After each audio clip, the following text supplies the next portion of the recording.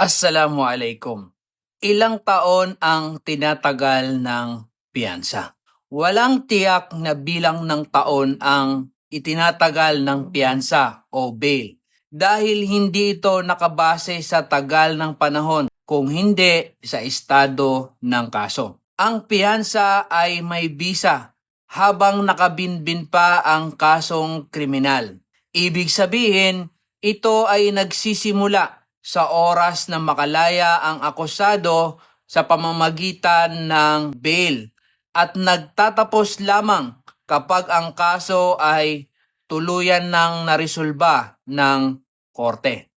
Kapag may paglabag sa mga kondisyon ng piyansa, maaaring bawiin ang kalayaan ng akusado, makukulong ulit at mapo-forfeit ang piyansa na naibigay. May natutunan ka na naman ba ngayong araw? I-like, i-share at i-comment ang inyong tanong.